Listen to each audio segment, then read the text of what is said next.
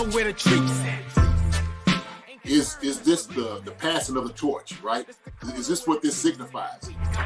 It comes down to that front office and what they feel is most important. The champ is here. We've touched down from a higher plane. Why you landed here? We always look forward to that week because it was always intense. You know that we ain't coming back. We got to. The man, the myth, the legend, Dante Hall. My favorite player growing up was Dante Hall. I love you guys in the show, but Dante was my guy. Get to dashing because you done on the warfare. Chief Concerns is presented by BetOnline and Olipop. Marcus Dash here from Chief Concerns, and ladies and gentlemen, it is that time of the year. It's football season, and you know what that means? It means it's time to get in on BetOnline. BetOnline is the world's most trusted betting platform and your number one source for everything football. BetOnline has every stat, every matchup, and even live odds and spreads to bet on during the games. Think you know your stuff? Get in on our $200,000 mega contest and pick 5 games against the spread every week for your chance at weekly prizes and a share of $200,000. When the game's over, head on over to our online casino and get in on a game of blackjack or poker or unwind with one of our 150 slot games. Head to the website today and get in on the action. Bet online, the game starts here. Come on, baby, go, go, go, go, go, go, yes! That's a first down, it's a first down, it's a first down. This football season, I'll be putting down normal sodas like Coca-Cola for Olipop. Olipop offers a healthier alternative with its low sugar content and natural ingredients. Olipop is more than just a drink. It's a wellness companion that supports your digestive health. Packed with prebiotics, this fizzy elixir helps promote good bacteria in your gut, leading to improved digestion and overall well-being. So go ahead, click the link in the description and use promo code SODALOVE and get your can of Olipop so you can enjoy the game guilt-free. Go Chiefs. Use the promo code SODALOVE for 15% off now. Hey everybody, welcome to another episode of Monday Morning Tight End. I'm Marcus Dash, your legendary Chiefs tight end, Jason Dunn. How we doing, JD? Can't hear you, brother. No, you can't. It's all right. You know, we're dealing with technical difficulties. This is more off with. There you go. I hear you now. No.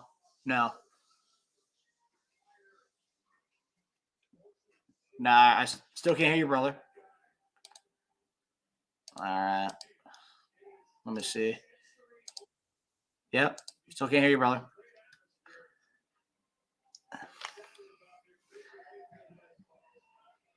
All right. Well, Jay, okay. I hear you touching the microphone. Okay, not anymore though. I hear a pop. Oof. Yeah, I hear that.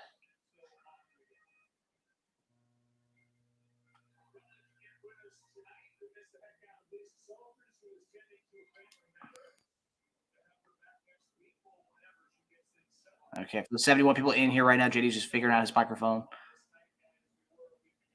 No. Can you hear me now? I can hear you now. I can hear you beautifully. We're just gonna go with the old regular,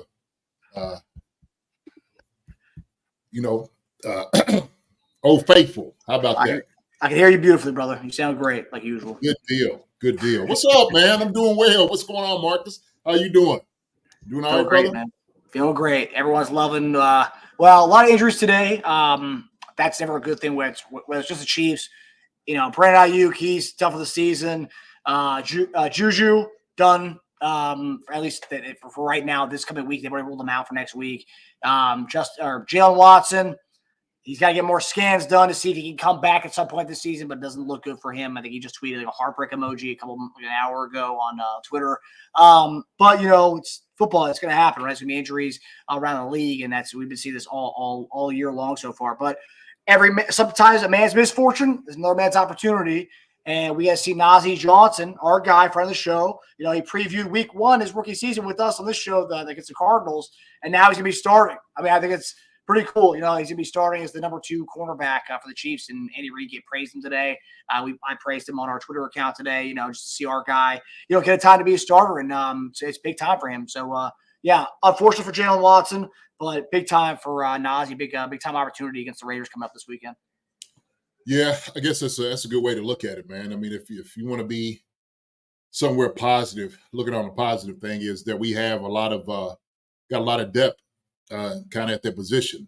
And so Jalen Watson was coming onto his own. Have really taken over the position as a starter. So that stings a little bit. It hurts us. But Najee is a guy that we know, that we trust. He's very athletic. Is somewhat, I say, new to the corner, like being more consistent playing that position. But he's a fast learner. One thing that about him is we know he's going to work hard. He's going to try hard.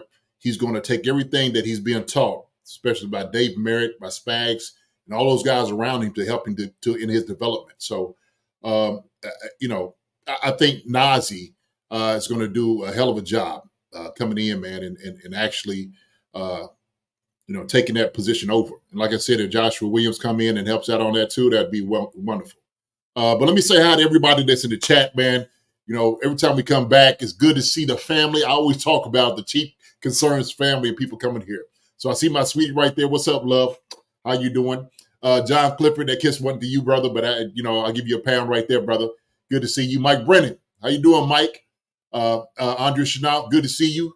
Always good to see you, Andrea. Wendy, what's going on? How you doing, Wendy? Randy Conley, what's up, my brother? How's it going, man? Good to see you. G Pick, good to see you in here.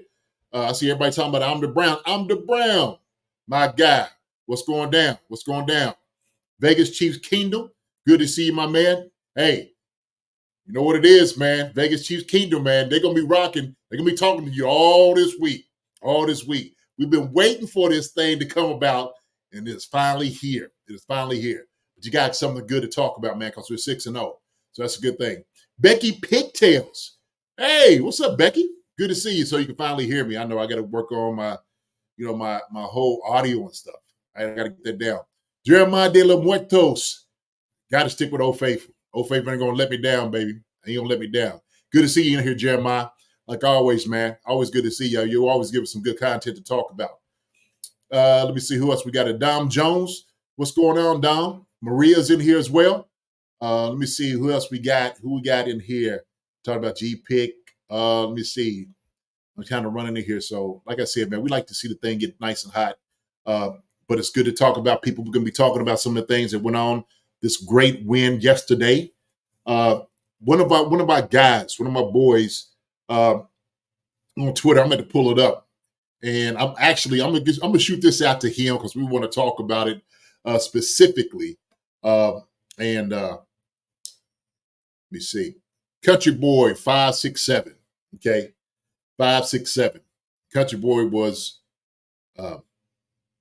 he asked this question, right? He said, are Chiefs fans going to be happy winning like this? Okay. That was his question.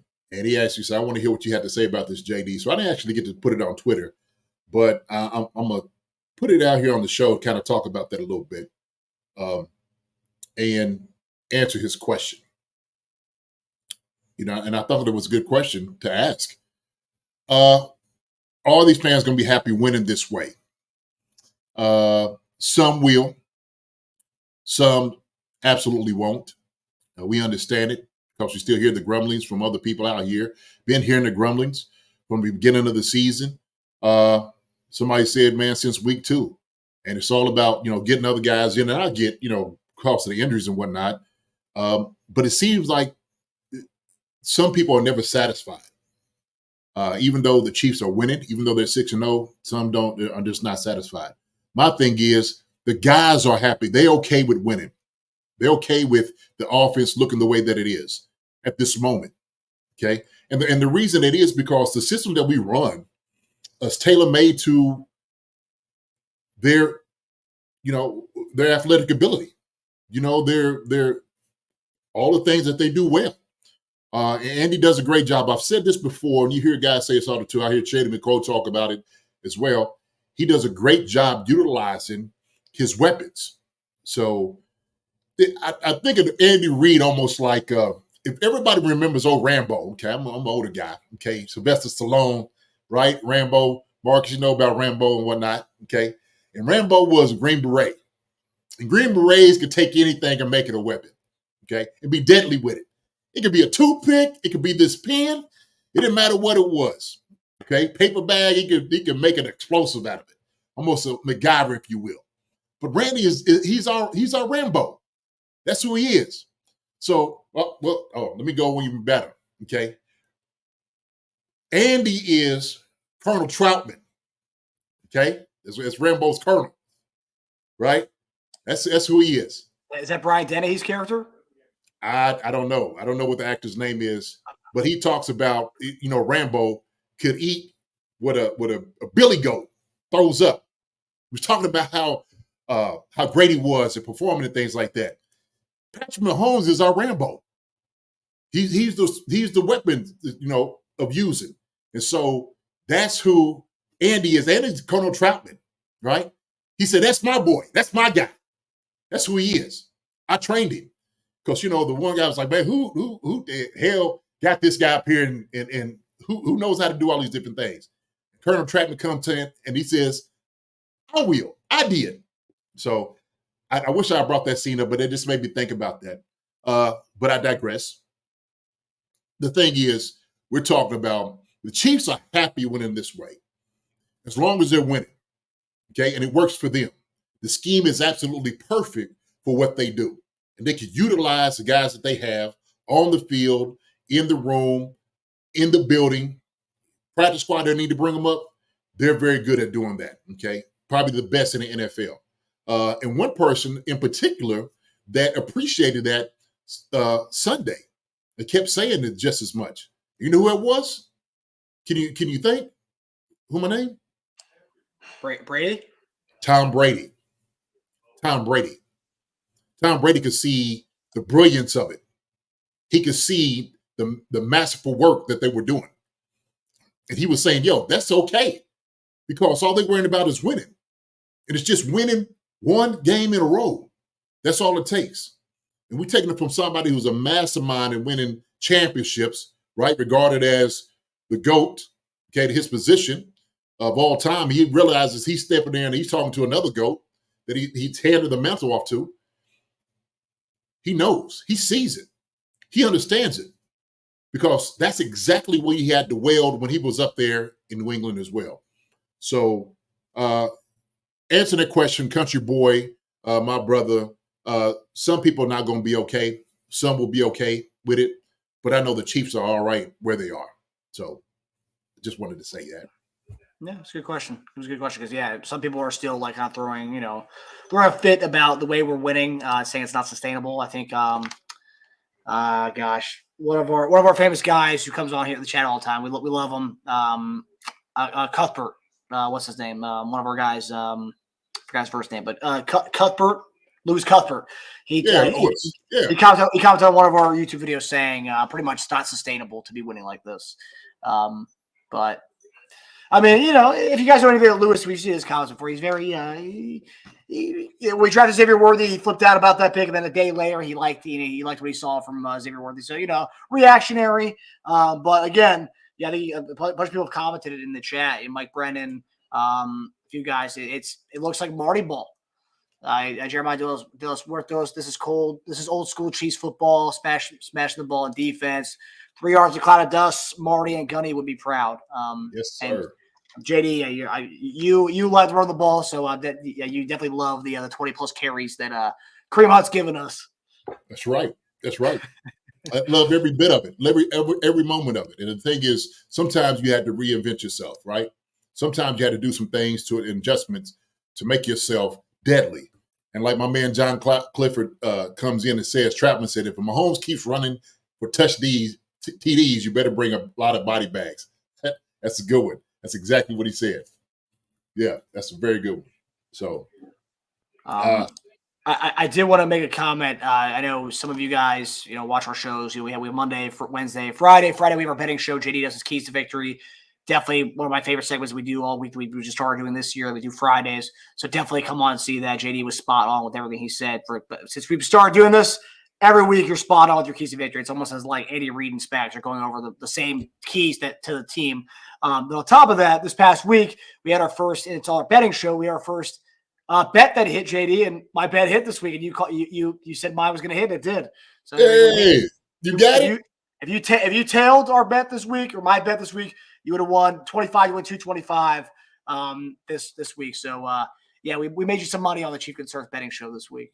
So can I give him what your bets were, Marcus? Yeah. I'm gonna give him what your bets were. So he has Hunt for 60 yards in the game. Okay. Hunt 13.5 yards. Okay. 13.5 carries. 13.5 carries. I'm sorry. 13.5 carries. Chiefs over 25.5 points. Okay. The game. 49ers under 24.5 in the points. And then total points under 52.5. My goodness. That's good work right there, Marcus. It's good work, brother. It's good work right there. Dude, I'm going to have to hype you up with a couple of little videos, baby. It's victory right there, Marcus. That's victory, baby. Let's go with it. Let's go. I hope our guy Mike Brennan, who is always our locked in our betting shot. I hope he maybe placed a wager on the 25 went 225 there. Yeah. So we did that this week. So if you guys haven't got a chance to check out our Friday night show, definitely come check out JD's keys to victory, and then also our betting parlays that Tage and I. Tage is usually spot on with his stuff, but I was the first one to hit a full 5 for 5 this year. I went 4 for 5 last week, then 5 for 5 this week. Tage has been pretty consistent as 4 for 5, 4 for 5, 4 for 5. But yeah, so there you go. Look at Mike. He tailed. There you go. Hey, look, you and Mike need to go ahead and stretch your stuff. Go on and get your little strut on, baby. Go on and get your little strut in. Yeah. You know how to strut, Marcus? You got a strut on you? I got a strut. There you go. Yeah, that's what I'm talking about. There you go. I got the Cuban hips, JD. I got a strut, baby. Yeah, I'm going to say, we're going to play some of that, that salsa like that to get that out there for you. Yeah, good deal. But yeah, so obviously we talked about Jalen Watson news, which is unfortunate, but the Juju news, hamstring injuries are they can be a lingering type of issue. We saw Xavier Worthy kind of battle that out all through the offseason after he got drafted. Juju plays this game. First series, he falls. And you can tell we talked about last night's body language, going to the sideline, doing the one of these kind of things, shaking his head to the coach. And then the fact that the day after the game, they've already ruled him out for a week ahead. I mean, that tells you it could be a severe hamstring injury. I don't know the extent of it. But, JD, we're getting closer. We're seeing more rumors come out. I don't know what's true and what's not true. But there's a rumor today that I saw. Cooper Kupp. Apparently, we've called the Rams about Cooper Kupp. That's a rumor that came out today. I like it. Yes, the Cooper Kupp, when he's healthy, one of the best receivers in the league. He's about 32, I think. He has a hamstring injury every other week, and his cap number's pretty high. I think there's an out to get out of it next year. But if we're trying to bring a guy on who's going to give us instant, right away, he's not the guy because he could be out with a hamstring injury the following week. And that's one guy I want to err on the side of, caution. And like we said last night, I don't think we need a big name. I think we just need a vet who can play, knows the system, like a Demarcus Robinson type to come in and just contribute and give a rotational reps. I do think, yesterday we talked about it, McCole Harvey coming in, it shows we have the talent in that room to, and the pieces and the way we run this offense to make it work. We don't really need to bring a wide receiver one in.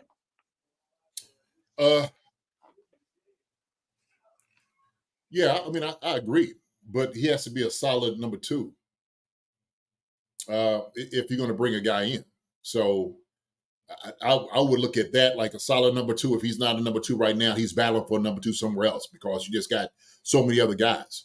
And there are a few teams out there that do have those type of guys. Our issue that we've been talking about, Marcus, is what you had to give up for a guy like that. Okay. You could do the year, you could probably make it somewhat attainable, but the very next year after that, it's like, okay, now shoot, what do you got to find a guy where he's going to be at? Okay. What's going to be his bottom dollar? Is he going to try to hit you over the head, go back to free market, free agency? Are we just trying to do the 3P? Is that what we're trying to do? Are we just trying to keep the paddles in the water for right now to win this whole thing. So what is the bigger picture here? Is it the three-peat? What are we trying to obtain? What are the goals? And I think it's really the question we're asking. Cooper Kupp. So I don't know. So maybe you tell me, is he hurt right now? Has he been playing? I don't know. I haven't been watching the Rams, to be honest with you. I've not watched them at all. No, So he's been out. Today's Thursday because they played Thursday night. That's gonna be his first game back in a while. okay. So, every year he's seeming to be like missing games, and it's a lot of like nagging and the same injuries. The hamstring, And also too, I mean, you probably know more about this. When guys have knee injuries, you generally will see a weakening of the hamstring. Like I've seen that over the years. When a guy has knee injuries, you'll see a little bit of hamstring injuries that come kind of with that. It's kind of like a combo package together. Scar tissue. You got to deal with the scar tissue. You got to get it out. You got to work it out. And sometimes those fibers, when they get tighter, that's what ends up happening. It just remains kind of tight. The scar tissue's there. And if it remains and you're still trying to get that full stretch of, your hamstrings or whatnot, then it may be,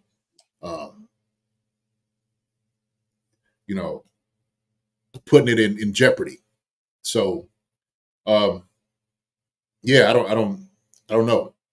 As far as with him, there's other guys out there, and I've spoken about them as far as young guys that I do like on teams.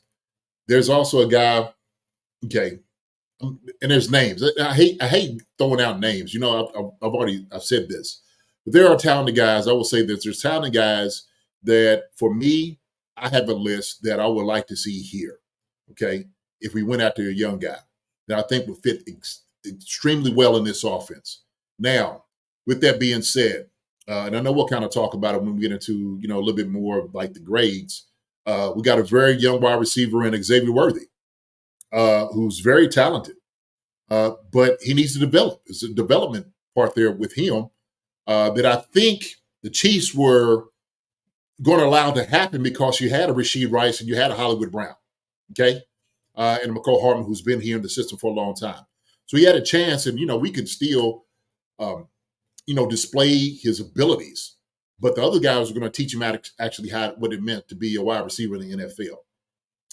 And when you're going against some of our corners like McDuffie, and obviously what we do a lot of man and being physical, he was going to learn a lot of that too. And so I had said, obviously that he's going to have to grow up immediately. He's got to give himself the green light to be great. So he's thrusted as almost our number one. That's where he is right now. He's our number one receiver. And so you go get a guy. McCole Hardman is a wonderful compliment to what he does. Two fast guys. Justin Watson is still there. Can catch the football, give us a few things. Sky Moore has been struggling. We know that in the room.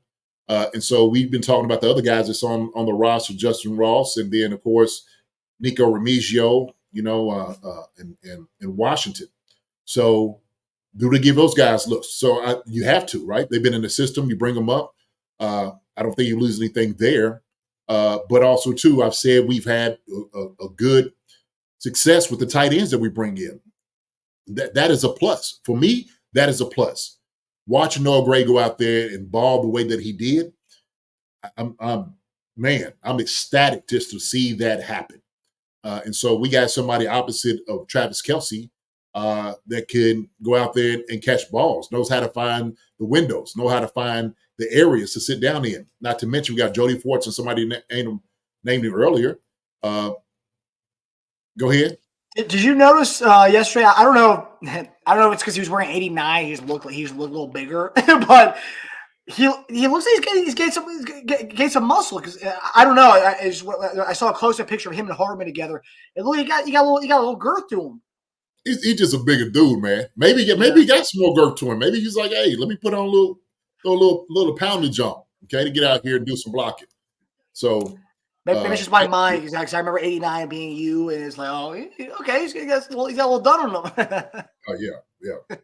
So he got a little Dunn in him. He's sure he's gonna be all right. He's good. Yeah. Okay. Yeah. See, I'm the only one. Okay. There you go. Yes, I saw that too. And I was like, it's not Fortson. Yeah. Yeah. And it got the cut of the arms, how the jerseys are cut. Brings everything out. So That's true. Maybe. So, Yeah. and that's good. It looks good on him. So that'll give him a chance to go out there and compete and body some people up. So that's a good thing. That's what I love about, because we have different weapons all over the place. Okay, and he's Patrick's a swordsmith. He can go out there and he can utilize each and every one of those weapons. He's our Rambo. That's who he is. Okay, Andy Reid is our Colonel Troutman. All right, so. So yeah, we keep doing like what we're doing, man. We're gonna need body bags for these teams that we be putting over and giving the business to. But I don't think any of that cannot happen the way it's been happening, unless our defense have been playing like they have been playing. Okay, Agreed. and I wanted to say this, Marcus, and I thought about this yesterday. I'm like, I know we focus on offense. We keep talking about offense a whole lot, man. But look, our defense. You got to give them their flowers. And we kind of talk about them. I think we kind of take them for granted a little bit. They love coming out here doing the dirty work, man. But these guys are playing daggone good football, man. They really are. Playing some hell of some football. As a team, as a unit, like that defensive unit, man, they play for one another, man. And they playing extremely, extremely well. So. Yeah. We led our post-game show with the defense last night. I mean, for a reason we led. We had to lead with that. I know all the shows today were all about Patrick Mahomes. Stats weren't there, but when he came up clutch in the end, it was the offense. Like, okay, well, really, you're watching the game. That defense saved us, because otherwise, you have that defense. Patrick gives the ball away a couple times. Yeah, we didn't get the ball back from Brock Purdy. And I gotta say, two things really stood out to me, and they talked about on the show today. One of the shows. Purdy's bomb that he had at the end of that game, where it was like a blown coverage, or it was a guy that guy caught that ball where Najee was there. It's like a 41-yard grab, underthrown. We're able to make that tackle. Like 2 plays later is when he throws the pick in the end zone to Jaden Hicks. That game could have been very, very close, but because how everything happened and transpired, we stood our ground in the red zone, man, and had a nice little pick. This nice little inside move. We can bring that pressure, bring that heat to Purdy, cause that interception. So, I mean, defense is just lights out, man. It was good for him to see him in his bag too, man. This was Kalafka's best game he's had this year, and it was good for him to go out there and actually work the way that he did. He looked different. He looked like the guy that we know, and so it was apparent for me, at least, how you came out on the field. On the film, man, he actually shined. So, John Clifford said the D equals MVP. Andres and I agree, John Clifford. Yeah, those guys are playing some hell of some ball. No Complimentary defense. Barbershop said respect to our defense, playing lights out. Yes, they are. That's what you want to be able to see, man. It gives you some confidence as an offense to know, like, man, if we don't get this done, 3 and out, we got to go. Our defense is going to be able to hold up. We know that. And so it's very important for an offense to know exactly how many points they need to score to win the game. That's true. That to me is that's a plus. That's a plus for an offensive player to see. Yeah. All right, JD. So now I'm very curious to hear your grades after a game like this yesterday. So I'm very curious to see how you kind of rated Mahomes. Obviously, seeing how the defense. Marcus, you got a couple of sacks based on the previous show and some interceptions. That's true. Yeah, we did talk about the defense getting pressure and because we were talking about how low ranked we are as far as sacks wise and just overall turnover differential. Yeah, they came out on top. Yeah, we pretty much just talking about it. I think got the defense ignited the defense a little bit. Mm-hmm. All righty. So here we go. It's grades time, baby. So our first one, obviously, our commander in chief, our captain, Patrick Mahomes, JD. Obviously, this photo is going to be a photo when they do look at the career of Patrick Mahomes in a couple years, whenever that is, 10, 15 years from down the road. This might be one of the pictures that they lead it with, JD. Wow. Dude, I'm telling you, that right there. You talking about putting a stake in the ground right then and there of you should never ever think this guy right here is soft. Ever. Don't ever believe this guy right here doesn't have it about him. Okay? Because he'll take your daggone chin off. And number 6, I'm gonna tell you something. Number 6, all game, that sucker was laying wood on folks. Laying wood. And I'm sitting over there, I'm just like, ooh, I'm like, 6 is hitting. 6 is hitting. I think he's seeing Xavier Worthy over to the sideline, man, wincing, getting on the table and stuff. He was following jokers up, man. He was coming up hitting. He came up and hit Kareem Hunt one time, too. I was like, this sucker right here is not playing. He is not playing. And that was a guy that you mock drafted us getting in the offseason. I remember that was one of the guys you had, Malik Mustafa from Wake Forest. I remember one of your mocks you had us getting him. I told you, man, that sucker is he's a hard-nosed warrior. He hits hard. He hits hard. But Patrick had to bring him down to size a little bit. And he wasn't expecting that from Patrick. And somebody was saying, Patrick a little bit more heavy than what you think. And I keep hearing the dad bod. That dad bod, man, means something. It ain't like, shoot. Yeah, he got the little cores, little pouch on him. But that sucker right there, man, he's thick. He's thick. All right, so don't get it twisted.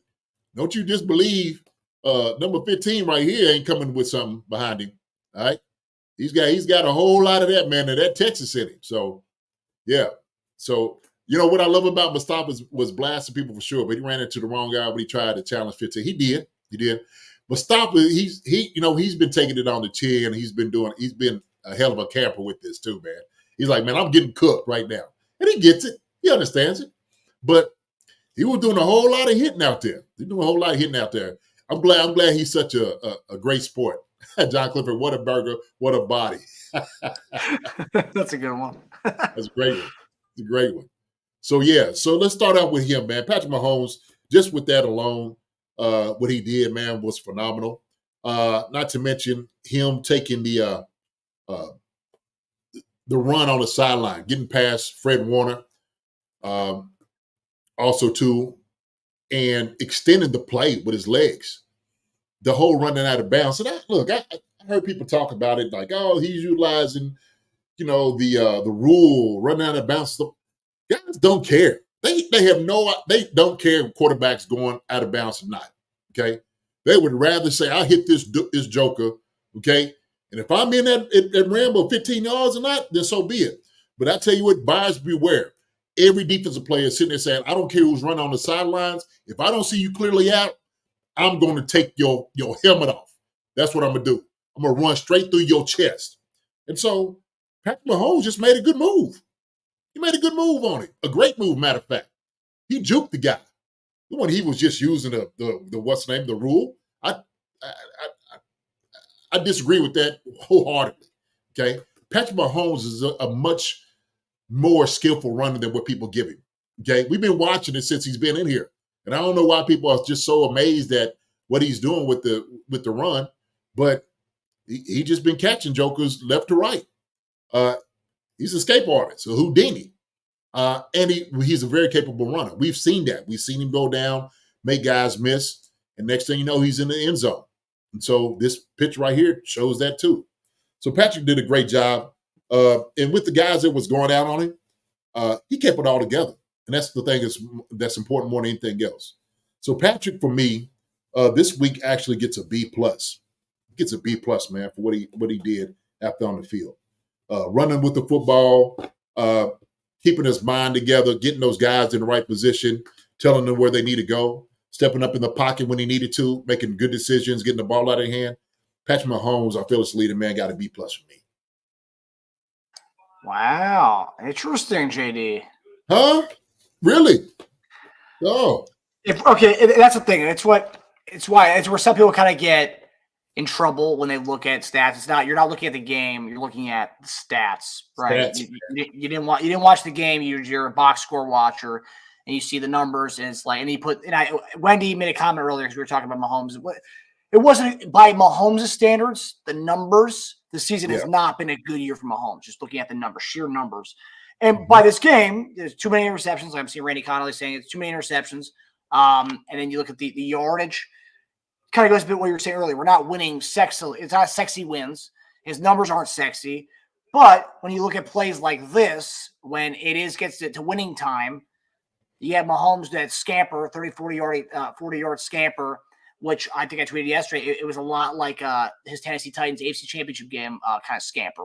It looks awkward, but, he somehow, does the fake out of bounds, kind of hezzy, pumps to 10 yards down the field, gets us going, and then he runs it in for a touchdown later on that drive. Yeah, those kind of things matter. The winning plays that, it's timely, that we need them. But overall, if you look at the numbers, it's like, the interceptions, if the defense isn't there to bail us out with that, that's a bad game for Mahomes. We're talking about how he is the problem. Let's say I know it's hypotheticals, but let's say the defense wasn't there to bail us out and give us good position, bring interceptions back, bring it back to even. We're looking at this game right now saying, oh man, what's going on with Patrick? 100 and something yards passing, 2 interceptions, no touchdowns. What's wrong with him? I mean, and then we're coming back to we need to trade for a receiver right now. That's the issue with Patrick. It's just when you look at the numbers, but then you look at how the game was played and how he won that game at the end of the game, it was because of Patrick, doing what he did. It's just that's where it's like kind of a blend of the numbers and what you're seeing optically at the end of that game. It's just it's B plus for me. I think it's a little high just because if you look at the numbers, and these numbers are just really bad for Patrick Mahomes. I would say. Well, like you said, man, I'm looking at what he does out there on the field, his impact for the guys around him. If Pat's not making those plays, man, we're not winning. We don't win. Pure and simple. The 2 interceptions, one's battered at the line of scrimmage. As you know, as a lineman, you get those guys hands down. That ain't his fault. That's one bat that he's getting. The second was Xavier Worthy falling on the route. Pat threw him 8 targets, and I would argue that some of those targets that he gave Xavier Worthy is he's trusting Xavier to know exactly what he wants and what he needs for him to do. And this is something that Xavier has to grow on. This is the development I'm talking about between him and Xavier Worthy. Okay. And so he has to rely on Xavier Worthy to be correct and right and run the right route the way that he wants him to run. And it takes time. That takes time. A guy don't come from college, during the summer training to only the 6th game of the season to just all of a sudden just being that guy. So Randy Collins said Pat carried the game. Absolutely he did. No, without a doubt. And so, yeah, B plus might be a little high. I think he deserves a B plus this game, especially for what he had to do getting the ball down. Now, my man Barbershop said that Pat needs to do a better job using check down. I agree. But as a talented quarterback like Pat is, he knows certain chances. Like the chances he took yesterday, I'm not mad at because I know what he's thinking. It's like some of the throws. I'm like, okay, I see what you're thinking. Now, he could have thrown one, obviously, because of the coverage, maybe to Kelsey, kind of used a check down. Absolutely, to keep the thing going. But also, too, I like that he's trying to trust his receivers, especially young receiver like Worthy, to get the job done. And that's what I love. He has confidence in him. And once those guys get on the same play, clicking, it's going to be a whole different thing, man. The ball that I think he overthrew Worthy, I had to go back and actually look at that one again. I think he just aired it out there because he thought Worthy could go up there and go get it. He's just like, man, I got to go. The guy who's 4'2", running this route, I got to launch this thing. That's a hard ball to throw because you're throwing to a spot, okay, and you try to measure how fast he's going. So it's better overthrow him than underthrow him. Underthrowing this guy, it going the other way. So all day, yeah. And you know what? Hey, man, you line up and go and live another day. That's the way it works. But I love that we're still taking shots with him. So yeah, I'll say as far as victory moments and when it came to winning time, A+ for him. But overall game, I'd like to see a cleaner game. And obviously, it's not all his fault. You talk about the tip balls, the pass, and Worthy falling down. Obviously, not his problem. But I will say, I see Mike Brennan scoring in the red zone equals B+. That was our best red zone game by far this season. 4 out of 5. Amazing, 80%. And that's the thing, too. It's like, if we really want Pat to score touchdowns, and he can drop a play to get him in the end zone, but if we can cook these dudes by just running up the gut with Pat or doing these crazy kind of plays where Carson Wentz is in there, handing the ball off to Hunt, then so Yeah. be it. We can, if Andy wants to get Patty throwing touchdown, we can do that all day long. But more of the story is we're running and grinding these guys out. Continue to do that. I mean, that's how I see it. Yeah, and it takes a lot of pressure off of Pat, knowing he has a guy he can hand the ball off to. Takes a ton of pressure off of him, especially in the red zone where everything gets tight. Well, guess what? We got a guy that will run straight up the gut that you got to stop. We got a great offensive line in front of him that does a hell of a job. So, yeah, B+ for me because I think he played lights out with what he had that was going on with him. B+, man. So you can say B, but I'm not – there ain't going to be no less than a B. No. So if you want to say B, that's fine. I said B+, okay, because he deserved it this week. Okay. 100%. All right. Gets a great defense, if you will. Yeah. No gets slouch. A great defense. Yeah. So. Also our high scoring output of the season too. Yeah. So, San Fran. So here we go with the running back grades. Spoke about him, talked about him, and I said that one of the things we had to do, okay, was rule number 2 in JD down here in the dungeon is we had to ride the back of that guy right there, Kareem, the Hunt, okay, superhero with the cape on his back. That joker's putting trucks and everything on the back, man. He put the offense on his shoulders. Patrick and all those guys hitching to him as well. He's bringing it all down, man. Kareem Hunt did a hell of a job. A hell of a job. Now, we seen that one there. He looked like he got hurt, a little dinged. I think the first series, and then he went in like the second series. And so that was one of the things that I think when he came back, he's like, okay, we need to go ahead and take this over. He's going to deal with it. And so Kareem Hunt, game changer, absolute game changer. He came here at the right time when we needed him. When we needed a spark in this offense, when we needed to reinvent what this offense is going to be, this guy said, hey, guess what? I'm going to give you right now, I'm going to give you who you are, your character, your definition, okay? That's what I'm going to do. And right now, it's going to be a Kareem Hunt show, and I love it, every bit of it. And you even said a stat, man. You said, how many times have the last time we gave a running back 20-plus carries, consecutively in games? And you said actually about Pacheco, and it was 0. Kareem Hunt is the way to go. No question about it. Still came in and did a great job running the football. And that joker, he was making sure he's holding tight to that ball too, man, in traffic. I'm like, okay, he's learned. He's learned because that's been drilled into his head. You get in traffic, 2 hands on the football, high and tight. And you hold on to that thing with your life. You give him one of your arms first before you give that ball up. And so that's what he did. P-Ron came in, did a great job catching the football toward the end to get the first down. That's complimentary football, gentlemen. That's the way it goes. So with the running backs, I gave those guys an A. Gave him an A. I couldn't agree more, JD. Yeah, the running backs have been phenomenal.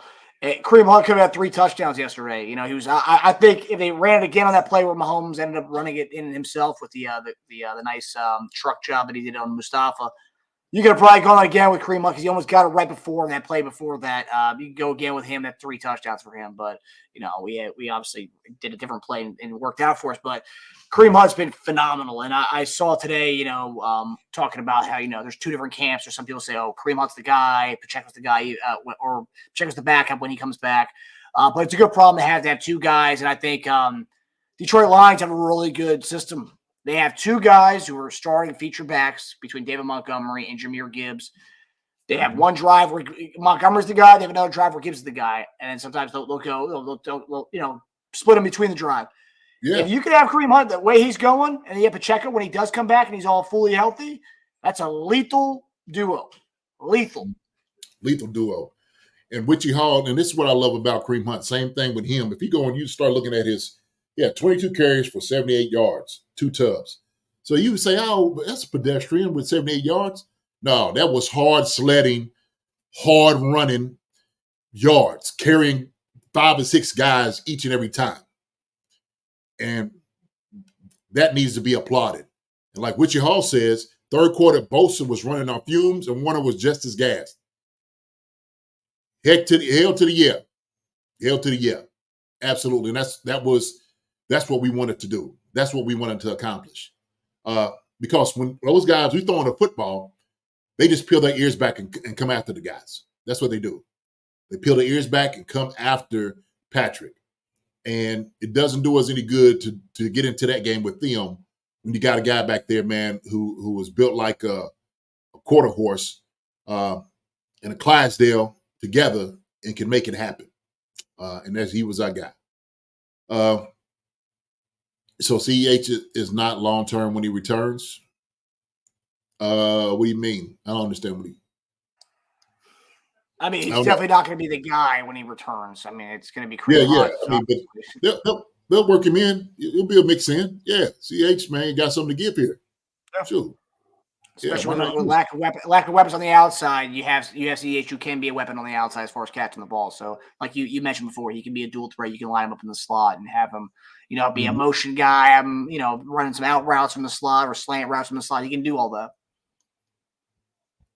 But I agree with the 100%, JD. Mm-hmm. All right, so now the wide receiver group, which didn't do a lot yesterday, but with this one guy who was doing a little bit of gadget stuff from the wide receiver spot was McCole Hardman, who has become, he was nicknamed Mr. Walk-Off after the Super Bowl, and I'm calling him the 49er killer because this guy literally dominates the 49ers whenever he plays them. So what do you think about the wide receiver group's play yesterday? So, I mean, look, wide receivers, because we have to figure in the type of injuries that we have. Okay, we start limiting some of our things that we do. And what was their contingency plan? Start using a little bit more tight ends in the game. And then also, too, start handing the ball off to some of our receivers so they can run around the corner, or, get the edge. And I love that. So that's what you do. I love the mix of it. So they didn't hurt us. These guys came in and Justin Watson came in, caught him a ball. Okay. I'm just looking at the receiver here. Justin Watson caught one. Xavier Worthy had 8 targets, man. He catches 3. Harlan catches 1. But then you look at, Xavier Worthy, one carry, Harmon 2 for 38. And you're managing the game. You're managing the game. So for me, wide receivers, and I talked about with Worthy earlier, that this is the development to give him the green light to be our number one to get him going. Okay. He's not a rookie anymore. You're a rookie, in the class, but right now, this is going to be your show. We've got to rely on you. And I think that he's up to the task. He doesn't look like a guy that shirks away, but sometimes when you're not like prepared, like to be the guy, like, oh shoot, okay, all right, then you start looking around like it is me. I'm him. I got to be him. So hopefully it doesn't put too many pressure, but they just say, hey man, just go out there and go play. Use your speed, go play, and everything's going to work itself out. And I think if him and Patrick keep working on their timing, Patrick explaining to him, getting into film study about what it is that he wants in certain routes, how to run them, how to get open, how to separate, not just using your speed, because you can do it in college and use your speed because the guy back there is taking financing from, Rice University. Okay. And so that's the thing, it's a little bit different thing right now. These guys right here is making a whole lot of money to cover fast guys. And they're going to pull, tug, and all those different things and be physical with you because you are who you are.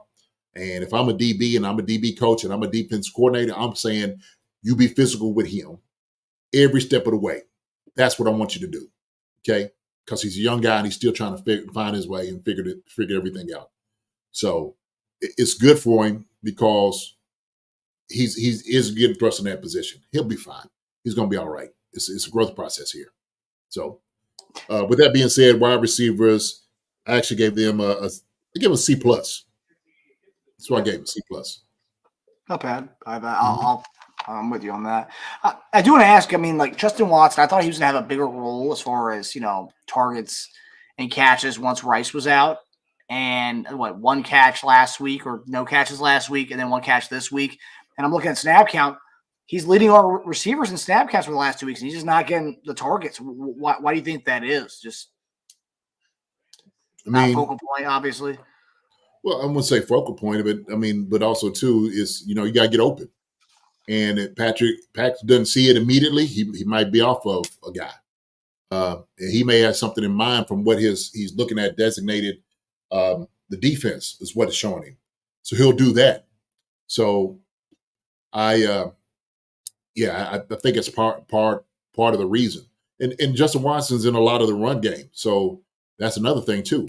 Him and Scott Moore, they come in when they're doing some blocking in the run game. So that's going to take a lot. Like you're not going to have Xavier Worthy in the run game as much, or McCole Hardman in the run game. You're going to put the bigger wide receivers in. The bigger type of guys builds that's going to go out there and block really well. And so Justin Watson, he carries that bill for us. So Amon Brown, Watson is the only one they know will catch it. They stick to him like stank on poop. I wouldn't say that. But they are sticking with him, so separation and getting in those holes and those windows, that that's what they're looking for. So yeah. Appreciate you, Clifford. And out for the t-shirt, JD A+, Marcus A+. Appreciate you, brother. Appreciate you, brother. Appreciate you, John Clifford. Thank you, sir. So Del Monte Green Beans is in here. What's up, Del Monte Green Beans? Good to see you, my brother. Good to see you. It's a nice little new photo, too, from on YouTube. I like that, Del Monte. Nice photo, buddy. Yeah. All right. So now we're going to go to JD's favorite room, his tight ends. What's he going to give him this week? Ian. Yes, sir. So this is what I love about this game. Because the competition is always going with your boy who's a tight end out there is going to show the best, right? So I always look at, Kelsey and Kittle are always looking who's doing what. I guarantee it, okay? They want each one to do well, but they want to do better than the other guy, okay? They want to be the best tight end out there on the field. And Travis Kelsey at 5 targets, 4 receptions for only 17 yards. Those 17 yards is big yards. Suckers, them 17 yards got us first downs. They kept moving the chains. And so those four catches, helped us a lot. Noah Gray coming in and getting, I think he didn't get consecutive catches in a row. Like, I was like, well, shoot, there we go. And Noah Gray knows how to find those windows. He's been in the system long enough that he knows exactly what Patrick wants and where to sit. He has a great feel for that. He had a great feel in college. Okay, so once you get up here and you're watching the Travis Kelsey, the things that he's doing, he's starting to figure out like, I got you. I see what you want. Okay, don't run to cover yourself up. I got it. Okay, find your nice little soft hole and window and let Patrick just deliver the ball. And so Noah Gray came up big for us. He always does a great job, man, in the blocking too. So he had 4 receptions, 66 yards. I always want to see Noah Gray get into the red zone, man, and end zone for a touchdown. He deserves it, man. He comes in with his hard hat and lunch pail every single time. So I gave my tight ends, man. I gave them jokers. God, like I'm always biased, Marcus. I don't want to feel that way. That's okay. You can be biased about this position, Yeah. I'm going to give my tight ends. I'm going to give them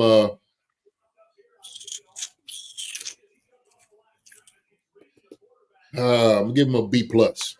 Ooh. That's fair. Yeah. B to B+. How about that? But I got them a B+. Right?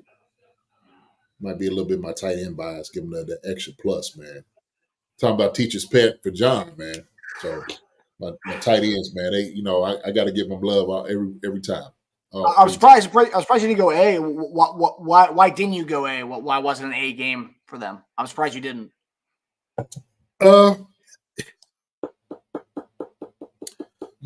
Some of the blocking, they did a good job blocking. I like to see guys root them out. Sometimes get your hips, root them out. And we stuck on guys.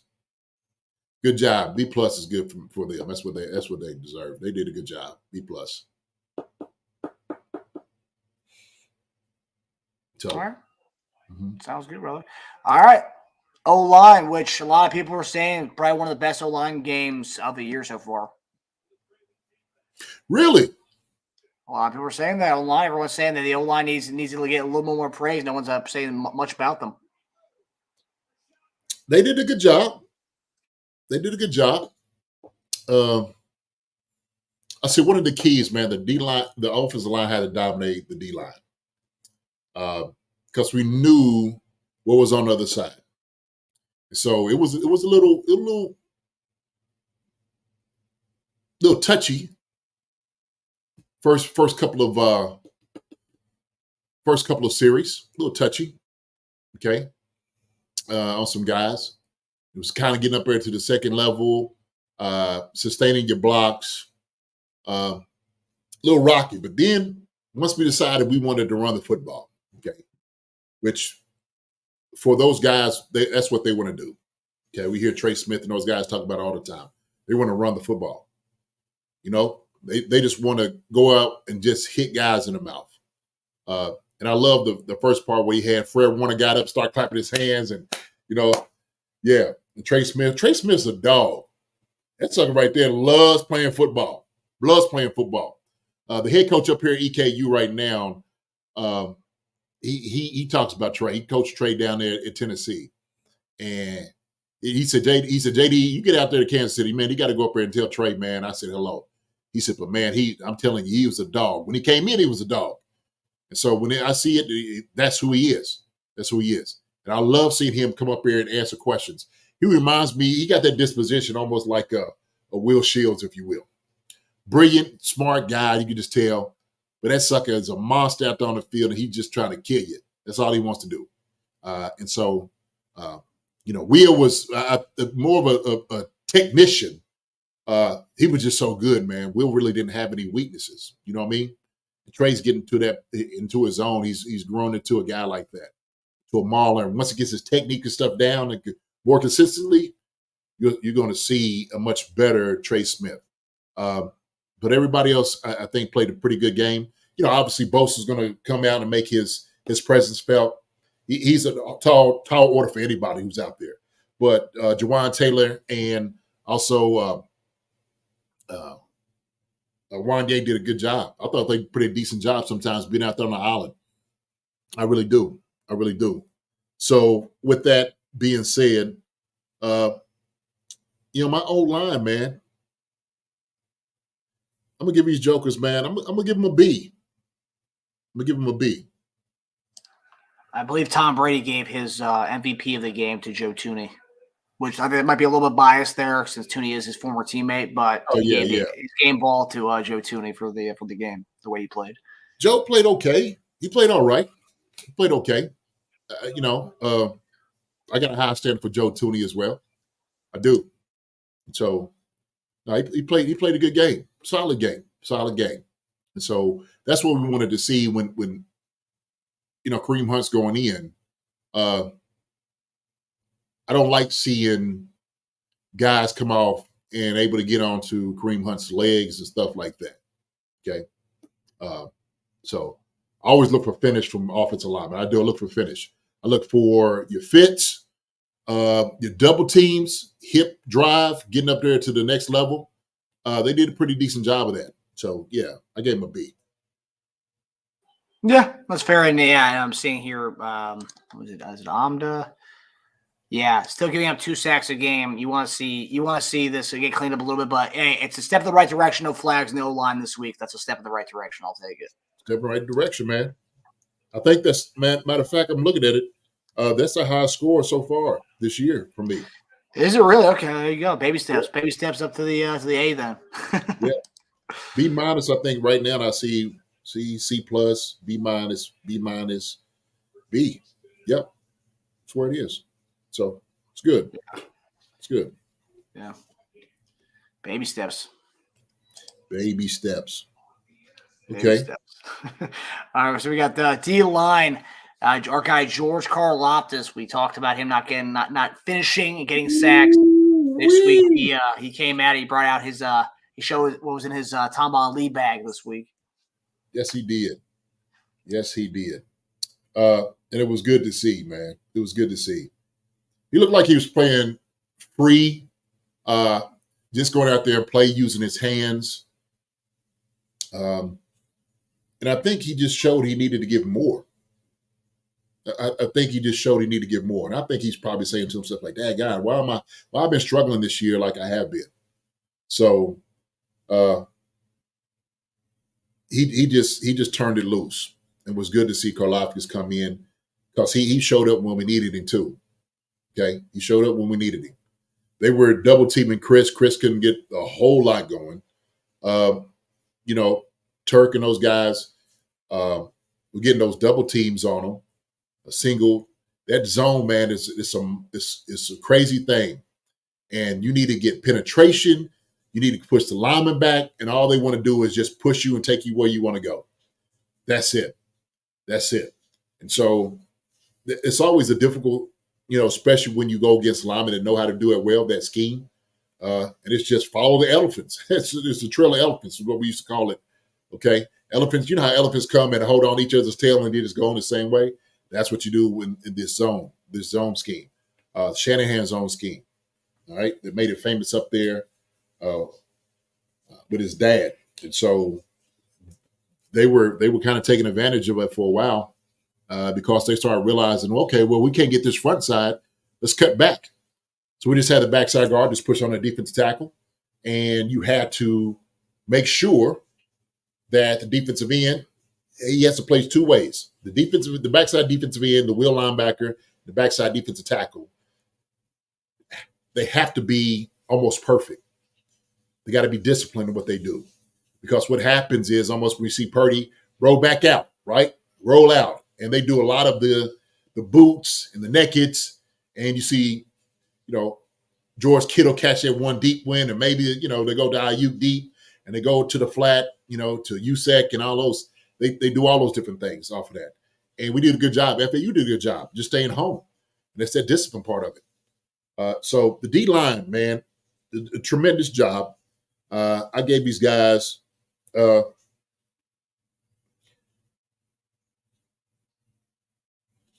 gave him a B. Do that to him. I ain't going to do it to him. I'm give him a B, Marcus. I'm going to give him a B minus, but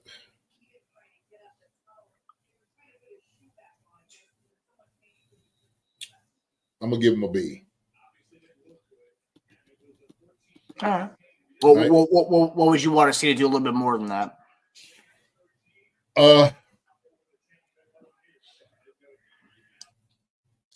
It seemed like we went back to some of our old stuff and not playing on their line of scrimmage. And I hate when we get pushed back past the pal too much, too often. There was a couple times that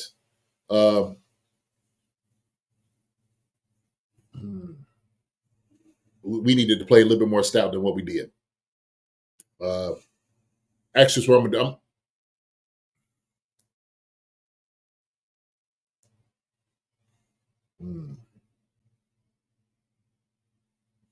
Yeah, I'm good. I'm good with it. Yeah, I like it. Yeah. It was it was good to see some guys come to life a little bit in this game. Like we talked about Karlaftis. We thought he was gonna have a really monster season. Yeah. He has had a big game. That was his big game. So all right. So the linebackers, JD, where did you go with the linebacking core of this game? Linebacking core. Could have played better. Bolton was incredible this game. Did a great job. Putting guys in position. And when he started fitting like kind of front side, that's what you want to be able to do from the Mike linebacker position. Looking for the backside with a wheel linebacker, okay, or weak side linebacker to make those plays when it cuts back to you. And a few times Tranquil wasn't there where he should have been. And so I think he kind of seen that, and I think they saw that too. To be honest, I think running back coach was like, hey, look, man, cut back. Go ahead and cut back because I want you having him one-on-one in the hole. against Tranquil. And I said, Tranquil was a smaller stature linebacker. And if you start putting Trent on guys, backside, linebackers and whatnot, there are going to be some holes that are open. There'll be some holes that are open. So Chanel did a decent job. He didn't really I didn't see him make any like spectacular plays. Nothing really jumped out, but he was as solid as ever, right? That's what you want to do. You want to be a guy that's solid. He did a good job kind of holding down the front side, making sure they didn't get more yards when they needed to. But for me, those guys, I'm going to give them guys a B.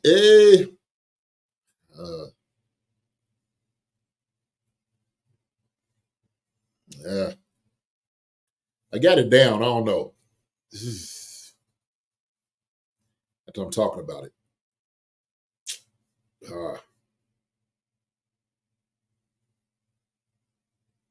I'm gonna give those guys. I'm gonna give them a C plus. Wow, is that probably the worst linebacking game for you this year? Let me see. No, I think they had a C plus one other time. They didn't the first game, obviously, where they weren't doing well, took them a little bit of time. C plus B minus is where I'm living with them. I think they were just kind of seeing a few things, man. They kind of took advantage of it. But here's the thing, though. They played a solid game. They played a solid game. Make some great tackles. Bolton make some great tackles. Chanel did a great job. Tranquil, to me, could have done a much better job than what he did. And I think that's what I'm kind of basing all that off of, stopping it. But like when you sit there and you look at, it wasn't like nobody was killing you. Mason had 14 carries for 58 yards.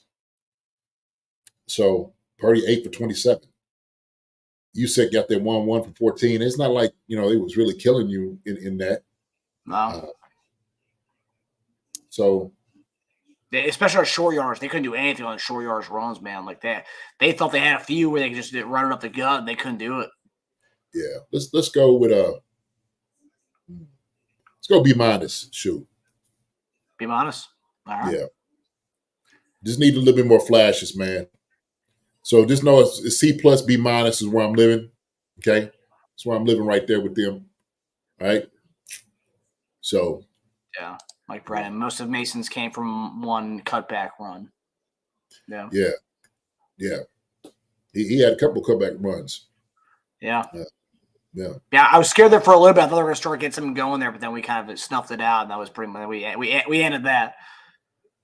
All right, so JD, the DB room, and I think someone made a comment here about what we did Trent Williams, and not only the DBs play a great game this weekend, we also got under Trent Williams' skin. We got him ejected from the game. That was our guy Cook. Yeah, both of them gonna get fined. Both of them gonna have a letter.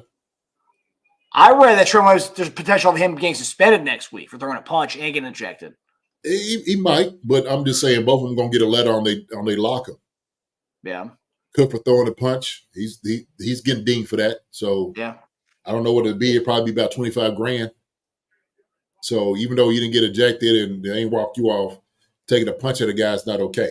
And so they make sure guys remember that. Yeah. So and he's not making Trent Williams money to be doing stuff like that either. Yeah. After he punched Cook, I was like, God, Lee, is Cook okay? That sucker was a big old hand. Listen to Mitch. If you listen to Mitch Holthus's radio call, apparently when they were doing handshakes at the end, apparently there was a scuffle that happened. The camera crew didn't get shots of it, but apparently there was a little scuffle that happened between Williams trying to find a certain someone. And believe me, I was shaking my boots if Trent Williams was looking for me. I would. I'd be on the first flight to Kansas City out of there, man. I'd be AWOL. Yo, that sucker, when he swung, he had bad intentions. Thank God he had a helmet on. Let me just put it that way. Because that sucker threw it, boom, you seen it. I think the ref was like, oh my goodness. Oh, should we throw a flag? Like they were scared to throw a flag on it. Look, and I think here's the thing. I think before you run the next play, the guy that you eject supposed to be out. He's supposed to be gone. You're supposed to be walking him out. They usually stop play before it's like, hold on, you gotta walk this joker out. He got to go. Okay, he got to go. And nobody wanted to walk Trent Williams off that field at that time, and they knew probably like, they're gonna have a hard time for this. He was hot. He was hot. Somebody heated. Somebody had to calm him down, like, man, we got Trent. Please, man, let me just walk you off, please. Okay, I just need to walk you off, man. Yeah, Trent is definitely that dude. Don't know what Cook was thinking. He just swinging on somebody that he didn't know who it was. And sometimes, man, Cook don't care. He don't care. Safety don't care, man. Look, Cook don't mind. He took it. He ate that one. He ate it. So ain't nobody scared of nobody. Believe me, ain't nobody scared of nobody. I seen one of our safeties, okay? Probably went against one of the meanest dudes that I know wasn't no joke. And when I was safety, he said, man, I ain't scared of you. I was like, oh, okay. Like, yeah, they do not care. I mean, it's just certain mentalities guys have, okay? The safeties we had, that was coming from G West, Greg Wesley. He let the joker know real quick, man, I ain't scared of you. What do you want? And he said, what do you want to do to you? I was like, oh, Lord. I said, yeah, he want all of it. He want all of it. And I guarantee he was going to give him everything he wanted. I promise you, G West was going to do it. So, yeah. Now, Cook ain't worried about that. Yeah, now, if it was a DB, maybe a little bit different. DB might run around and, what you doing, hide behind guys. Yeah, Cook like, shoot, I don't care. I don't care who it is. I'll fight a bear. Okay. And Trent Williams is a polar bear. Yeah, he's a big dude, man. He's a big man. He's probably one of the last like old school kind of guys in the league right now. Oh yeah, yeah. Oh, yeah. I'm sure Cook was like, I don't care. Where's he at? Let him come. So that's probably what the scuffle was about, man. He wasn't trying to get lost. For what? Tell him I'm here on the 50-yard line. I'll put my hand up, my helmet, let him know where I'm at. I told you our guys they ain't backing down from nobody, Marcus. Backing down from nobody, man. They don't care about no sucker. They don't care about no Trent Williams. So yeah, man. So our defensive backs, that one in itself, Jalen Watson played a great game until the time he got hurt, man. It was, sad to see. Reed played a good game. Kind of tops, up and down, but the interception, him playing, Kittle's going to be a hard cover, man. We know that. Kittle's one of the best tight ends in this business. Tight end for that business. Help Barbershop said, trust me, Cook was not looking for Trent. I'm not saying he was looking for him, but I'm sure he wasn't hiding neither. He put that shop, the barbershop. I'm sure he wasn't hiding. So especially he just won the game also, and he was okay. I just won in your stadium. You come find me. Yeah, I think Cook got that in it. I think you got that in it, man. So, like I said, if it's a DB, it'd be a different story. But a safety might dance around and move around a little bit. Yeah, so, Cook's from Cincinnati. I know some Cincinnati guys. They're tough. They are tough guys. Joker's right up the street, man. Yeah, they like I said, they ain't backing up from nobody. Hey, look, you gonna give it to them? You can find them. You gonna say I ain't got that hard to find. So, to Aldebrand said, my apology to Justin Reed. I wanted him gone, but he keeps proving me wrong. If he can fix his cleats, I'd be all in on him. Yeah. They're going to keep going after him, man, in the passing game. Because it might not necessarily be his strength on the covering of tight ends and whatnot. They understand that, right? Certain guys they know is more susceptible to particular things than others. But Justin Reed, he's a solid safety. We know he's very smart. He knows exactly where he needs to be. He knows how to put other guys in position. And so I love Justin Reed. Love him. Shoot. He's a leader on our team. No question about it. So yeah, man, that Justin Reed and those guys. DBs. So I'm gonna give my DBs, man. We had penalty, holding on McDuffie, right? They have McDuffie at home? Or who they get? They got somebody for, I think, Was it McDuffie? illegal contact. Illegal contact. I think it was illegal contact. I don't know if it was McDuffie or somebody. It was Justin Reed, because what's the name was trying to come out of his break. That's right. Kittle was trying to come out of his break. Justin Reed got him for illegal contact. But I'm gonna get my D backs, man. I'm gonna get my D backs. Those other guys came in, man, and I'm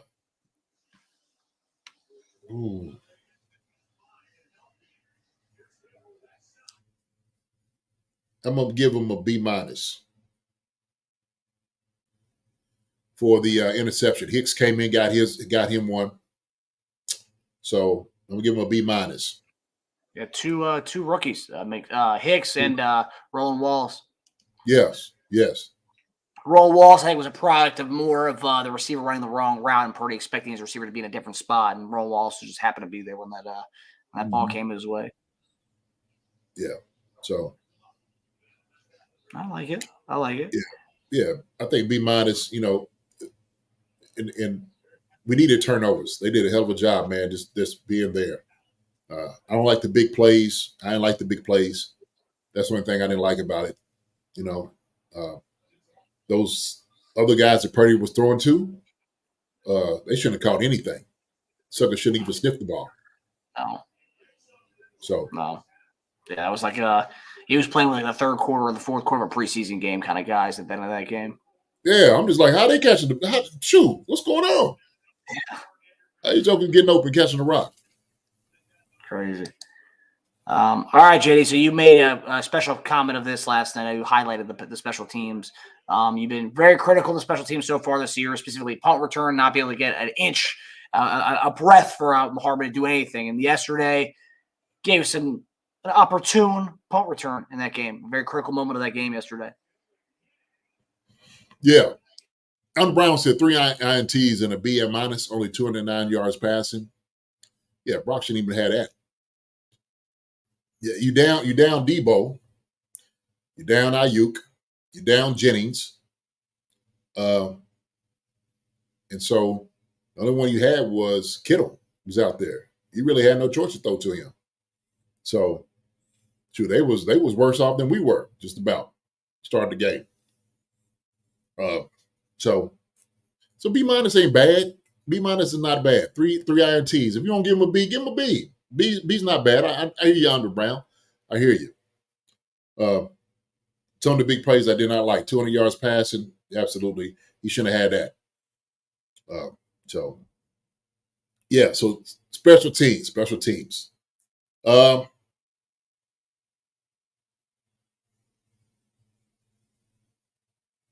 so happy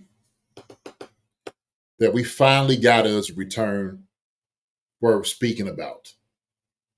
Something that we should have been able to do all year, Marcus. We should have returns like this all season long. All season long. So my thing is, what was different from this one than the other previous ones, right? Because I seen him getting some room. The difference was guys were actually staying on their blocks. That's what I saw. And so when you sink your hips and you flip them to get on a guy and move in front of him, then it's an easier picture for McCole Hardman to see. And that's perfect. What was happening before was guys was coming off the block, and McCole was thinking he's going to have an open lane, and now the guy's in his face because the dude's, lets him go or gets past it. That right there, man, is frustrating. But he had a chance and opportunity to get up the field. So the Gunners they were non-existent. It's another thing. They did a great job on the outside guys, the Gunners coming down and, being in his face. So this is exactly how special teams returns should look. They should look like this, week in and week out. That should be one of our strong suits. Why? Because it helps with, field position. Obviously, field position what we want. Ariza kicking some balls, did a great job kicking the deep ball. I said this. I said I'd rather have Buckner on the sideline or kicking just the extra points as opposed to field goals. And we accomplished that. We accomplished it. 4 for 5 in touchdowns in the red zone. Beautiful. That fifth one obviously was, the turnover, right? Yeah. So my thing is, it should look like this each and every week. Every single week, it should look that way. So I gave these guys, man, I gave the special teams, I gave them a B. Gave them a B. Good to see that. And it wasn't because of Buckner. It was about the return and whatnot. That's what I love to see. Okay. What I love to see. So yeah, finally a special teams game that wasn't Butker. It was the other guys, the return game. Which, especially when the offense isn't firing, when Pat isn't firing all cylinders, you need stuff like this. You need the special teams to pick up the offense, not just the defense. You need the special teams to pick up the offense as well, give us some good field position, and they did yesterday. Well, when I'm looking over these grades and I'm looking at how I graded out, defense did a great job. B, C plus B minus for linebackers, B minus for defensive back, B plus for special teams. Offense, you had wide receiver C plus, offensive lineman B, tight ends B plus, running backs A, quarterbacks B plus. So that's championship football right there. And so against a good team that actually lose out most of their players. You have CMC. CMC's not out there. Jenny's not out there. Ayuk's not out there. Debo's not out there. You supposed to go out there, man. You're supposed to slaughter this team. And we seen that happening. We seen that happening. So they did a great job. And they was out there laying wood. They was hitting jokers hard too, man. So and this is, people talk about the Niners being this team that they've had a window open for a while now, and this is an extra element. I don't watch a lot of Niners games. The only times I really watch Niners games is like if we play at 1 o'clock or a night game and they were on at 4 or something, then I'll watch the Niners. But pretty much I don't watch when they play us, and because I don't own any 49ers stock in fantasy. But I did know this is something that a lot of people have been talking about. A lot of talking heads, a lot of Niners fans on Twitter is that during the Shanahan era, the special teams is something like they just kind of like it's one of those things that just kind of roll out there, and they it's not a focus for them. They always have blunders in special teams, and that's something they have not shored up during the Shanahan era. And that's something that a lot of people are like, hey, like look, there's a difference between us and the Chiefs. Chiefs are the ones getting these punt returns, these returns from their guys. Meanwhile, we're having blunders on special teams every other week. And that's something, like I know we are very critical. The Chief fans are in general very critical of our team. But we do get on Tobe. But I'll tell you what, man, Tobe, you've seen the progression. You've seen in the big moments in Super Bowl. You have the big punt return. You have big things. You go from Tommy Townsend to Matt Ariza, and he's been amazing. Mm-hmm. The special teams, that's what separates the good teams from a winning team from a Super Bowl and a team that gets to the Super Bowl. That's the small differences there. We have that. I know Tobe gets a lot of crap from teams, from fans. But Tobe's one of the best in the league. One of the best in the league. I mean, we got solid guys. I mean, shoot, we had arguably some of the best punter and place kicker in the NFL the past few years. So when we add on to a great return game, it's deadly. It's deadly. But it's championship football. You got to care about all three phases. All three phases, like what Hall says, it looked like all three phases was hitting on the cylinders yesterday, and they were. They was doing a great job. Absolute great job. So that I know they lost Moody. The other guy came in, they said Doink, he missed the field goal. Yeah, I mean, that's the extra point. That's hard. So it's got to be emphasized that all three phases of the game has to play championship football. And when we're doing that, let's say one team lags, like you lose a little bit here, offensively, yeah. So you help out special teams, help them out. Why? It's field position. Get them in a position so they can be more successful. Put them on a short field. That's how it works. Same thing. You pin them deep with a good punter. So you help your defense out, right? Let them carry on a long, a long field. Okay, so that's very important. It's very important. So Dave does a good job. He does. He does a great job, man, out there. So we make that emphasis that all three coaches, offensive coordinator, defense coordinator, special teams coach, are good coaches. That's very important. Yeah. Or get championships. So 100%. It's the margins are that small when it comes to winning versus getting to the Super Bowl and winning the Super Bowl. Which you all have tired of hearing how the Niners were dealing with so many injuries to key players. Hello, like the Chiefs aren't. No, 100%. I think Jay was just making the point that they were missing a lot of guys, as are we. But nonetheless, that doesn't matter to us because we're still winning regardless of that, and that's why margin is that small right there. Yeah, I mean, hey, look. If they don't have the injuries, they're a stacked team. We know that. That's the reason they was in the Super Bowl last year. Okay, because they had the caliber of players that they have, and so that's got to be a point. And also, too, we were depleted in a lot of different ways, and so that's got to be a point as well. So yeah, I'm just giving the facts of what's happening out there. But that's why we were victorious like we were. It don't matter who's out there playing. Patrick Mahomes could go out there and play with anybody. Rambo, right? Grim Reaper. So Andy Reid, Colonel Trapper. So we that's the way we look at it. And our guys out there, man, that I look at the defense, special forces group. You send these jokers in to go do a job, and they do it. They do it well. Some of the best in the league.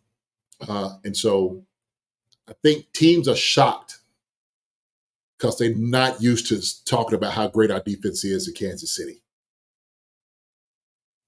And it's almost like, what is going on out there? It's just like, man, sure, you got one of the best defensive coordinators, and you got some dogs on defense that do a hell of a job with one another. And you could name guys that are Pro Bowl caliber defensive players. That's why we play the way that we do. That's why they've been holding teams the way they have. So this bunch right here, defensively, I take them against anybody in the NFL. They've thrown everything at us. We don't have the Ravens. We don't have the Bengals, San Fran, New Orleans when they was doing what they was doing. Who else we got to see? You got to see Tampa Bay. What they look like? You've been watching the game, Marcus? He appearing up there. The comments there, and I just saw it 17-10 at halftime right now. Mike Evans went down. He caught it back to the end zone, and then he came into the game hobbled with a hamstring injury, and he hurt his hamstring on that play. And so he went to the locker room. And they're down 17-10 right now. Baker's got 2 interceptions in the first half. Yeah. So with that, without Mike Evans, might be tough sledding for them. Boy Baker, man, what's he gonna do? Hey, based on what he's been playing this year, he might come out of the half freaking ready to go. or we might watch him be like Brock Purdy turn back into a pumpkin. Start losing his guys around him. Just start realizing, like, oh, well, Baker Mayfield ain't really who we thought he was. He might be coming. He'll be coming out at halftime like Reno Hightower in Best of Times. Kurt Russell puts the white cleats on when he comes out. Hey, everybody, if y'all don't know, Marcus is a huge Baker Mayfield fan. Okay, I like this story. Marcus. I'm saying, yeah, but okay, but a lot of people think I like him for like the stupid stuff, like him getting drunk in public and being no. So there's a lot of friends of mine who like that edgy side of him, and they think it's fun. Though he drunk in public, the fun like party guy. That's not the reason why I liked him. I liked him 2-time walk-on. I think he's admirable in that. He was a walk-on at Texas Tech, got the job freshman year as a walk-on, and then Mahomes comes and he's like, okay, I'm not gonna be the guy anymore. Goes to Oklahoma, walks on there. I think it's admirable. And he's also he's like an inch or two taller than me, and he's not that fast. So I give a guy a lot of credit who's like 5'10", average speed, and he's a number one pick in the draft and a Heisman winner. So yeah, I like that aspect of him. Okay. So legitimate reasons. Yeah, no, fair point, man. No, fair point. So no, it's good. I think he got a lot of moxie to him. I think he got a lot of fight in him, and that's why I like it. I think his arrogance rubbed people the wrong way. Yes. And I was one of those guys. Yeah. I think his, like I think there's a fine line. It's almost like, he proves it. Like, yeah, I told you I proved who I was. A guy that like has his cards up against him, like a Tom Brady, right? Who goes to work to be the best all the time. And I think he said something. Tom Brady said something about like Baker Mayfield, and everybody was like, "Hey, they didn't quite like it." It was something like, right? Baker apologized after that, by the way. After Brady came out and dogged it, he came out and apologized. He said, I was in the wrong, Brady was right. Shit, you better say that. Yeah. Like, you talking about, okay, we see who you are now. Yeah, man. So, something like, hey, man. You can't outrun Marcus Flash. This is very true. Baker Mayfield's 40 time was a 4.84. I ran a 4.58. So, yes, that is very true, Amda. Woo-wee. That's right. Xavier Worthy speed up there, Marcus, boy. I don't know about that. I don't know about that. Dash in your name. What from the Incredibles or whatever it was? The Incredibles, yeah. That's good. what I would say when I have to give my email to people. Like, I'm on the phone. Like, oh, what's your email? Marcus _dash. Like, wait, underscore and dash. I'm like, no, like dash, like the Incredibles. Like, dash for spell it out. Or nowadays, I can just say DoorDash, and that I get in trouble when I have to go pick up my orders, and they say, and I'm like, oh, picking up for Dash. I'm like, oh, DoorDash. What's the name on the order? I'm like, oh no, it's my last name, Dash. That should be the order. So I get in trouble sometimes with that. Oh, okay. All right, guys. Good stuff. Well, we hope everybody enjoyed our episode. Obviously, we love doing the grade show.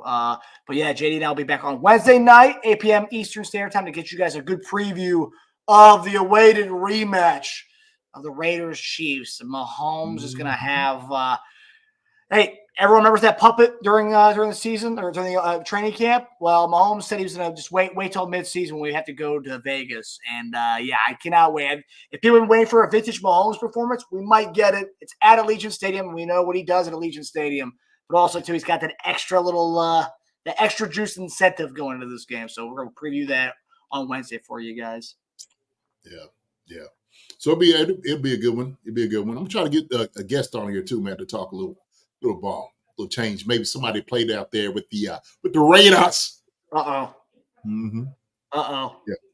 So we're good, man. But listen, man, appreciate everybody coming out. I'll let y'all get back to watch the Monday Night Football game. Hey, Andrew Chenault, Randy Conley, About Time, Richie Hall, Mike Brennan. Let me see who else was there. About Time. I said that in here. Rick Henderson, John Clifford. Appreciate you, my brother, for the little donation. Vegas Chiefs Kingdom, hold it down out there. I'm the Brown, Lynn Julian. I seen Del Monte Green Beans come in. So everybody, About Time, man. We're praying for your wife. Fingers crossed. We're praying for her right now, man, that she's going to be all right. Going to have some good news. You keep giving her support, the love that she needs. So you got that from us, man. Praying for her. Hey, listen. Y'all take care. Love you all. God bless. Marcus, love you. Gary Holland, good to see you out here as well. Everybody, y'all be good. The barbershop. Appreciate it, my brother. All right. Marcus, man, love you. Everybody out here, Chiefs Kingdom, Chief Concerns family. Love you guys. Y'all be good. Y'all be safe. God bless y'all. We will see y'all on Wednesday. Right? Sure. Love you, brother. Love you, everybody. We'll see you guys Wednesday night. Take it easy. Hi, everybody. Thanks for watching. Subscribe here to get the latest from the show. Also, be sure to check out the best clips from Chief Concerns. And if you prefer to listen to the show, subscribe and follow us on Apple Podcasts, Spotify, and anywhere else you get your podcasts.